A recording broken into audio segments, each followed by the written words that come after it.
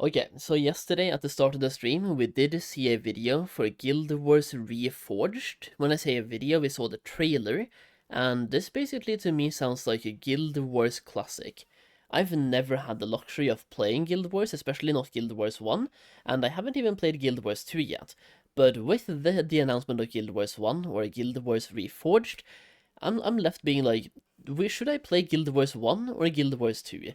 The way it sounds is like Guild Wars is more of a multiplayer RPG instead of MMORPG. It sounds like less open world, and maybe Guild Wars 2 would be more my style. But this video right here popped up in my feed yesterday, and I kinda wanna check it out. It's by Skyland Games, and it's every Guild Wars 2 player needs to see this. Guild Wars 1 Reforged. I'm hoping it has some information about Guild Wars as well, and like Guild Wars 1. And yeah, let's just see if it has any additional information about Guild Wars Reforged. Friends and family, one of the most unique RPGs ever made is coming back. So this is actually coming pretty fast. December 3rd, this year, 2025, it's happening. Guild Wars 1, the tactical, deck-building, co-op RPG that people kept calling an MMO even though it wasn't, it's getting a remaster. And honestly, this might be one of the most important RPG remasters of the decade. I know we just got Oblivion, and there's a few other titles, and there's such a hunger for the classic RPG formula, but this game sits somewhere in this weird middle sandwich period that I think was a little overlooked, and I'm glad that it's coming back. If you're a veteran, you already know why this matters, but if you've never played it, you're about to discover one of the most interesting co-op RPGs you've never... Yeah, like, I've never experienced this, by the way, and I kinda really want to. The launch date as well is actually not that bad, and I might be interested in checking it out on launch day. We will see about that, though. Either launch day or launch weekend. We'll see. But I was gonna say, like he said as well, there's a hunger for classic games in the MMORPG genre. There's a reason why Classic WoW is taking off. There's a reason why there's currently a bunch of talk about Classic Plus. There's a reason why certain vanilla WoW servers out there has been flourishing. We have old school RuneScape. Like, there's so many classic versions of games now that are popping off. And I don't think it's just nostalgia filter, by the way. Something about these games make them great and timeless. touched. So today, let's talk about what Guild Wars Reforged actually is and what made the original so special. And why is it so perfect right now to finally come back? Okay, so let's rewind, I guess. April 2005, that was 20 years ago. Guild Wars launched, and everyone called it an MMO because, I don't know, what would you call like an online game or RPG, especially back then? It was never actually self-described or prescribed as a massively multiplayer online game. That's just sort of what everyone did because marketing companies said to do that and it got them a lot of views. Trust me, I get it. But here's the twist, guys. Guild Wars 1 wasn't an MMO. Not in structure, not really in the pacing, not in its design philosophy. Its DNA is not massively multiplayer, even though it was social, even though it was online. It's a little more special, and honestly, it's better because of it. Now, Guild Wars 2 exists, but Guild Wars 1 is really its own special thing. So trust me, it's definitely going to be worth looking at. Yeah, sure, the towns and outposts were shared social hubs. A lot of games do that, Monster Hunter, for instance. But the moment you stepped outside of the gates, everything became instanced. Your missions, your quests, your exploration, your party. Honestly, you don't even need to party up. You can even just use AI now. So that's pretty innovative. You know, I know Final Fantasy XIV does that now, a few other games, but that was pretty original to Guild Wars 1.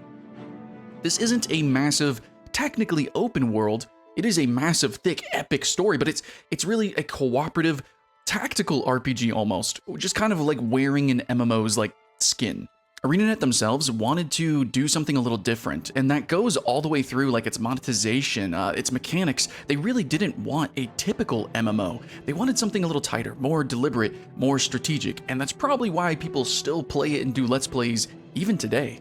So let's run down what this game actually had. The level cap was 20, and this was in an era where a lot of MMOs had a tremendous amount of inflation, like levels 60, 80, 100, who knows, even more, maybe infinite level caps in some of these games, but a level cap of 20 was very interesting. Yet it had thousands of skills, which was pretty insane, especially considering you had customization with what skills you actually utilized. You can only bring 8 into battle, so this is the sort of deck building that you had. Yep, there was dual class builds as well, so for those who really enjoyed like Final Fantasy XI's, or maybe a couple of Eastern MMOs, this is really inspiration from that, where you could combine classes. This is not seen in Guild Wars 2. This is very interesting. Yeah, dude, Arcade was so cool. You could combine, really. You could combine specs and make it into a class. So you could be a Dark Runner, which was basically a melee, but also hints of magic by being able to teleport and stuff. You could combine so many classes. To put it into classic WoW terms, you could be a Hunter, Mage, Warrior, and those 3 things combined and made one class for you, and that was your class name. You could also be a Warrior Mage, a Warrior Mage healer, so like a Paladin with mage abilities, right? Something like that. You combine the 3 specs, and it could make a spec for you. So imagine a Hunter with Blink and Charge. That's basically what it was, right? Because the specs you combined weren't classes in of themselves, but they were specs. So you could combine Fury from Warrior, with Discipline from Priest, with Survival from Hunter, and then suddenly you had a class based on that. It was a really cool way to make your class, and the way Guild Wars is doing it as well sounds really cool. And you're telling me that max level was level 20? Level 20 max level, that's crazy to me. For a Western-style RPG, having 2 classes. And then, of course, the deep customization within that.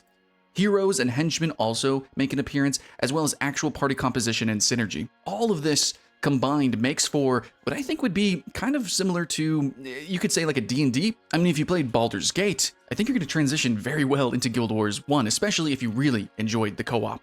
I think maybe like Guild Wars was basically like a real-time deck builder before deck builders were even a genre. It's actually kind of interesting how you even acquire a lot of the skills in this game. It doesn't just kind of magic into you a lot of the time. There's like achievements and things that you had to go out and get for these abilities, which I remember my friends were like, that was the selling point for them, is that playing this game felt like an actual quest, an actual adventure.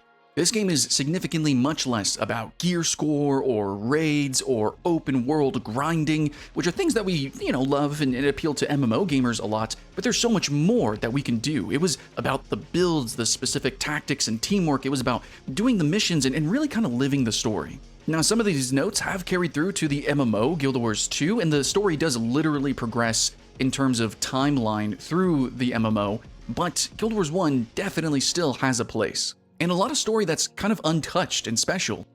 Okay, so we got a new game, Guild Wars Reforged. What is this as a remaster? What does it mean for us? Guild Wars Reforged launches December 3rd this year, so it's happening pretty rapid.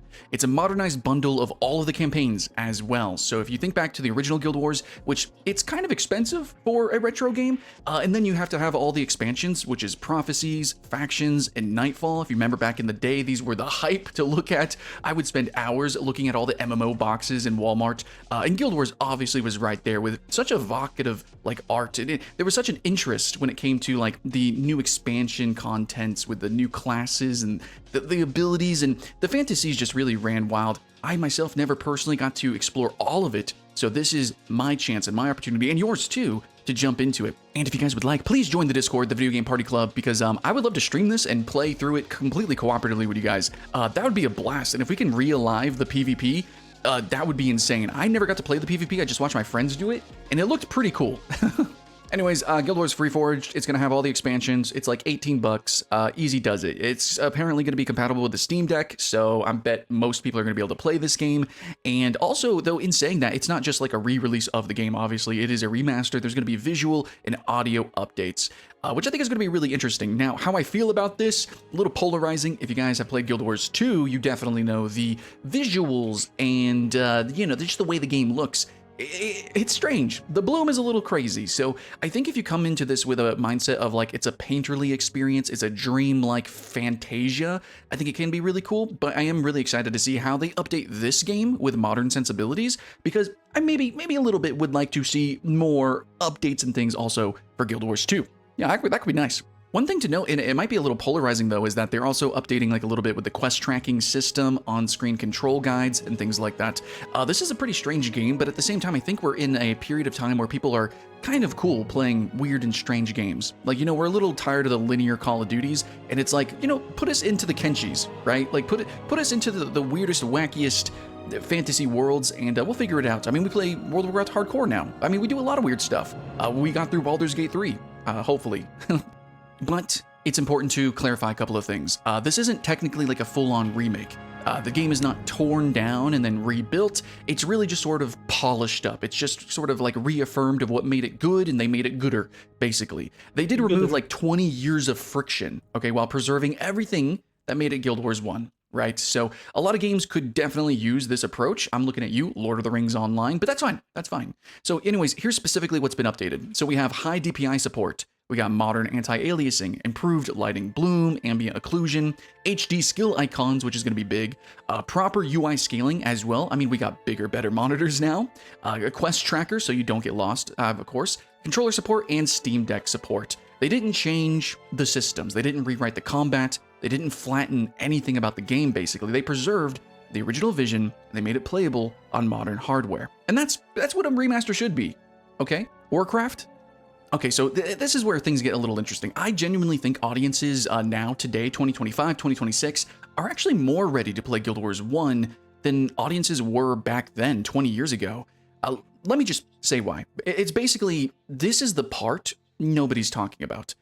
Co-op RPGs are kind of having like a moment, a massive moment. Maybe it's from friend slop, maybe it's just a hunger for co-op in general, but there's a lot of different reasons, and there's a lot of different points to look at here. With Baldur's Gate 3, not just going viral, right? It taught millions of players how to actually enjoy party-based RPG designs. I mean, for me personally, it's getting me into TTRPGs and getting me excited to re-adventure in a lot of games I played previously, but I kind of went alone, or I played it as an MMO, but playing cooperatively is kind of a unique thing. And there's a lot of, well, niche games, but there's some games out there that have done it, and I want to go re-explore those. But now more than ever, we're getting new co-op experiences, and I'm really excited for that. But regardless, Guild Wars 1 was kind of, at its time, a champion of this idea, and was truly novel in that way, where every other game was going pure massive, or they were going like purely single player, or maybe like a little co-op campaign. That weird in-between state, that ethereal place that Guild Wars 1 exists in, was kind of defined by them. I think nowadays, people are starting to get it. What Guild Wars 1 was originally built around, that fantasy that can be shared with your friends. But yeah, TTRPG culture, it's exploding. D&D, Pathfinder, Lancer, indie systems, I just got Morkborg. Tabletop is kind of mainstream now, especially thanks to the real plays, right? Critical Role. People want story and structure. They want to build characters. They want to work as a party. They want that adventure. And that's literally Guild Wars 1's design DNA. Players are begging for, I think also right now, something a little interesting, but I want to say it's like lo-fi, but deep fantasy worlds. So we can look at games like Dread Delusion, which in some ways seems Soulsian or almost kind of like Skyrim, but it's really its own special weird thing, as well as Kenshi. What the heck is Kenshi? No one knew what that was when that was coming out. It is like this life simulation RPG, cruel thing. I don't know, a lot of PlayStation graphics as well, but honestly, throwback CRPGs are kind of booming too, as well. People are even playing a lot of retro games now with, honestly, there's just been such a lull in like, you know, the linearity of AAA games. It's ridiculous. Yeah, a lot of people are going back to old classics now again as well, because that's exactly what they are, old classics. And Guild Wars does sound like an old classic, and even like being a 20-year-old game, it was very innovative for its time. Even the follower people or the follower NPCs, World of Warcraft has now adopted for dungeons. We have follower dungeons now. So 20 years later, World of Warcraft took a feature from Guild Wars, a 20-year-old game, and made it work and was like, this right here makes sense. They were way ahead of their time. That's kind of insane. And the graphics as well, I like them. Especially if we get a graphical overhaul as well for a remaster. Or, well, yeah, remaster, Reforged. So we're just kind of re-exploring all sorts of things. But I myself, I'm very excited. I want to play Digimon World and games like Jade Cocoon. Let's go. But in general, also just RPG love with cozy games even really blooming. So there really is this idea of like, I want to play in a game and just kind of vibe, like just be a little character in like a little fantasy world and just see what happens. So from cozy to obviously insanity like Kenshi, there is just so much to explore and we all are kind of eating it up. Now, if you guys don't remember 2005, it really can't be understated how very similar a lot of games looked. This was the era of browns and beige. Do you guys, you know, Call of Duty Modern Warfare 2 and stuff was coming out. I mean, everything was really very FPS. Everything was very like, oh, what you know, game battles and what would eventually be like esports. This was a very strange time throughout the lifespan of Guild Wars 1, and it got overlooked and completely overshadowed by World of Warcraft and a lot of other titles. League of Legends was coming out, but I think now, looking back and then it being re-emerged, yeah, dude, this is exciting. Yeah, I'm so happy that we get to play this. And honestly, I'm kind of hungry for more remasters, especially when they come to co-op games, to re-alive them. In the end, I think it's a really good time to re-release this because people want emergent, slightly kind of weird, handcrafted fantasy. Not overly cinematic, not overly directed. Guild Wars 1 fits really kind of right into that niche. It's a little crunchy, it's a little strange, but not hand-holding. And I think that's a pretty good segue into MMOs because I think that's just sort of like what MMOs have become. Unless you play like classic World of Warcraft or old school RuneScape and maybe you're... Yeah, way more and more games now, they're taking this approach of just holding your hand all the time, telling you what to do, telling you where to go. You should never have any struggles, and I feel like, but why? Part of the fun for me is exploring and just being put in a world and finding things out. If I struggle on a quest for 5 hours, that just makes it feel that much better to finally overcome it. I feel like the approach now is, if you're struggling, it's a bad thing. To me, it's just like, that struggle makes the game feel rewarding. It feels like you're overcoming a challenge. Seeing a trend here that we're trying to go back to like some sort of old school classic sensibilities where things were kind of real and gritty and not just like pretty graphics slammed into our eyeballs.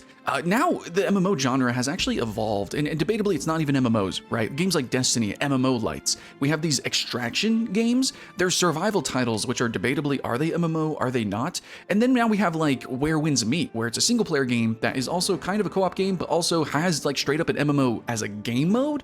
And something that I'm personally very excited about is games that have just simply been inspired by MMO games, such as Fellowship, where it is taking like the esport mythic plus dungeoneering of World of Warcraft, and they just made that a game. And so I think now people are seeing that a lot of the sort of mechanics that we made MMOs with as a way to make them MMOs because they're online games, and they seemed kind of weird, you know, like, oh, tab targeting, or like you have to stand still, and like, oh, I don't know, like the way the abilities flowed, it wasn't action combat, it wasn't first person shooter, and it felt strange at the time, but now, looking at it with a modern lens, we can see the depth of that. It's almost like how pixel art, you know, we evolved to polygons, low polygons, and then we evolved into like, you know, immersive simulation. But it turns out actually pixel art was really dope. And now it turns out we're in a renaissance of like PlayStation era graphics, and who knows what's going to come out next. It's a little bit like that, but for game mechanics. We developed some things because we had to, but then it turns out they were pretty dope, and we should kind of, you know, remember those things and bring it back. It at least shouldn't be forgotten, and we definitely can't forget about the conversation of game preservation. This is something that I always love to champion, and I love to talk about hidden gems or old school games. I myself bring up Dungeon Defenders probably way too much, but I really just need you to play Dungeon Defenders with me. Yo, Dungeon Defenders is such a good game though. I will say, I have not played Dungeon Defenders 1, but I have played Dungeon Defenders 2. And I have also played Dungeon Defenders Awakened, and the amount of hours I've spent on Dungeon Defenders is probably way more than I should be proud of. But very good game. I really enjoyed that game, and it's a game that I would love to, at some point, maybe re-experience, or Dungeon Defenders 3, or play Dungeon Defenders 1 remastered on stream. Would be insane, because like, here's the thing, I love that game. I really do. Playing Dungeon Defenders 2 and playing it for the first time was some of the best times I've had in gaming.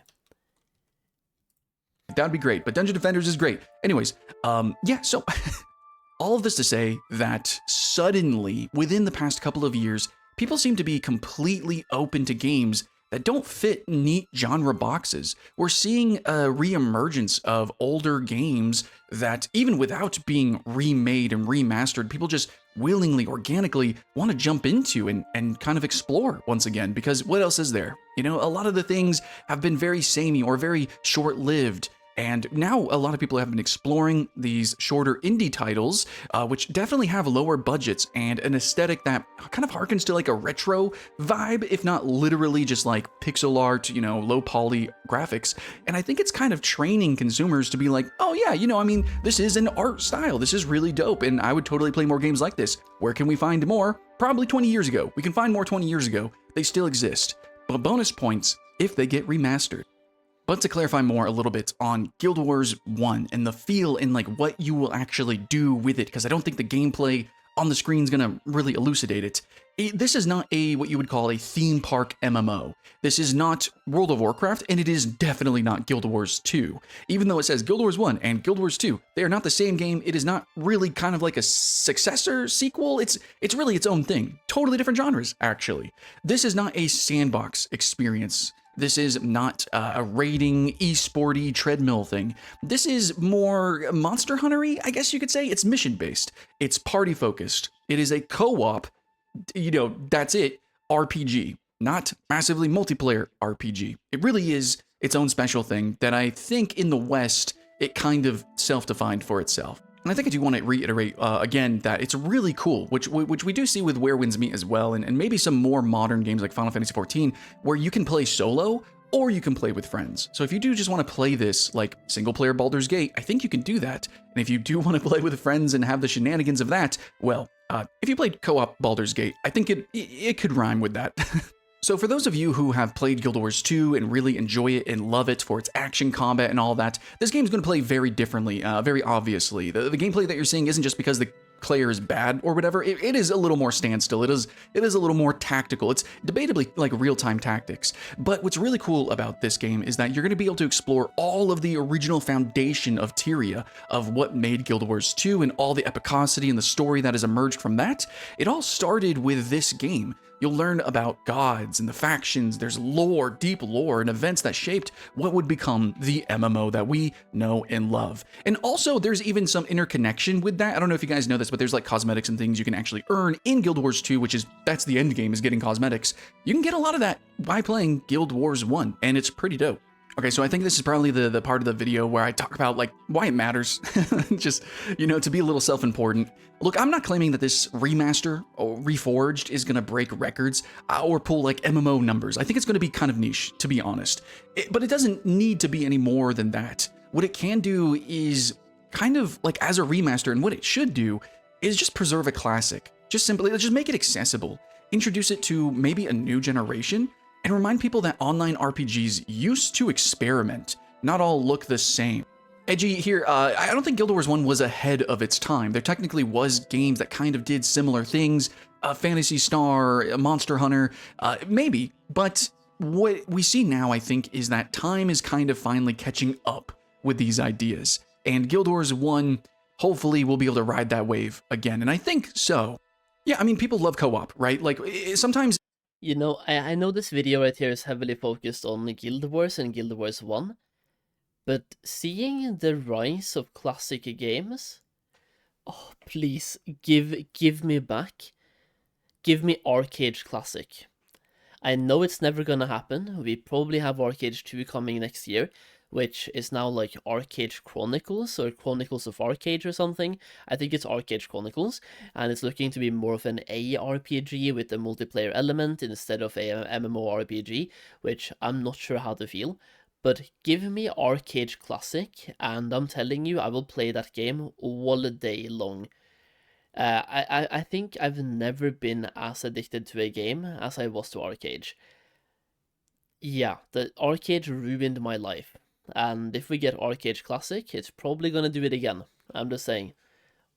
And especially now, like, we haven't had Arcade in North America or the EU for the last 2 years or the last year.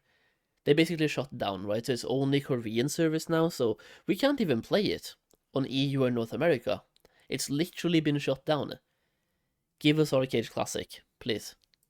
It's not just the friend slop that we want, where it's like, oh, you just play for a little bit, you know, run a grocery store or whatever together. I mean, Peak is one of my favorite games, but people want co-op that has a story. They want to adventure together. And you know what? There's a little bit of hunger for some crunchiness too, right? With D&D and Baldur's Gate. People want like the synergy and the builds and the experimentation. And this all kind of creates a good foundation for conversation and, you know, creating that storied experience.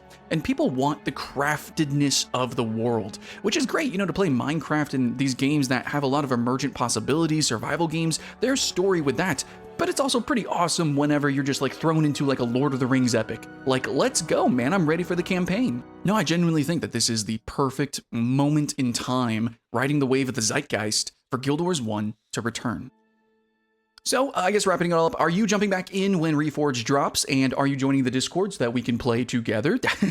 Are you a veteran? Actually, I want to ask, a Guild Wars 2 player, have you ever tried the original? I want to know where you're coming from, what you're thinking about this game, and how you're approaching it, and do you care about remasters? I know lately we've been kind of burned a little bit, like when it comes to these big Just to answer that question real quick, my thoughts here on Guild Wars is that I have never played Guild Wars, but over the last 2 weeks I've been watching Guild Wars videos, and I want to play Guild Wars, so I want some feedback from anybody who has played Guild Wars, and even more so if you both played Guild Wars 1 and Guild Wars 2. Should I try Guild Wars 1 or Guild Wars 2? Give me some pros and cons of both. Like, what's good about Guild Wars 1, and what's maybe not so good about Guild Wars 1? What's good about Guild Wars 2, and what's maybe better about Guild Wars 1 than Guild Wars 2 and vice versa?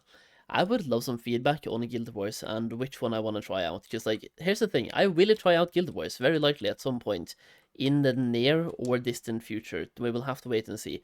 I might try Guild Wars 1 on release day, and then try Guild Wars 2 later. I haven't really fully decided yet. I'm just in a bubble of being indecisive at the moment. There's just too many other things for me to play at the moment. I mean, WoW has caught me in a massive fear of missing out loop. I'm just like FOMOing this, FOMOing that. It's Classic, Mist of Pandaria, we have Retail, we have Player Housing, Legion Remix, TBC pre-patch coming in January. There's a little bit of downtime maybe in December, right? And weirdly enough, that downtime is around the same time as Guild Wars 1 Reforged is coming out, so that time might be perfect time. play games, and also which remasters I want to see. Arcade, please. Arcade Classic remaster. Arcade, but like the old Arcade. One of the first iterations of Arcade. Making or remastering or whatever, just re-releasing their older titles and kind of messing it up. But I kind of believe in ArenaNet. There is a sincerity to the music that they make, to the world that they paint, and I never really got to fully explore Guild Wars 1, and I really want to, so I want to believe. I'm jumping on the hype train. Let me know if you are too. But if you guys want more breakdowns of why things maybe kind of matter a little bit, that's what we're trying to do on this channel. So subscribe and all the YouTube stuff and things. But next video, I think we're going to have to dive into Guild Wars 2 and why its world design still holds up better than most modern RPGs over a decade later. Thanks for watching, friends and family, and welcome back to Tyria. Okay, there we go. That was a really good video, by the way. As you can see, the winds are dragging me here. I'm doing Eye of Ashara for a... Oh, I'm almost dying. I'm doing one of my player campaign things, trying to get my class hall order mount, whatever. I'm trying to get a Death Knight mount, okay? But very good video, and yeah, Guild Wars 1 looks crazy, man. It looks so good, and I really do like the ability to take some abilities from multiple classes and build your own thing. So you can be a warrior, but even like, it sounds like the abilities you're using is maybe based on your weapon choice. So you can be a warrior using a bow and use bow abilities. Guild Wars original soundtrack is amazing. There we go, I have never heard it. You get 3 for DK? Wait, you get 3 of them for Death Knight? Really? Wait, 3 mounts for Death Knight?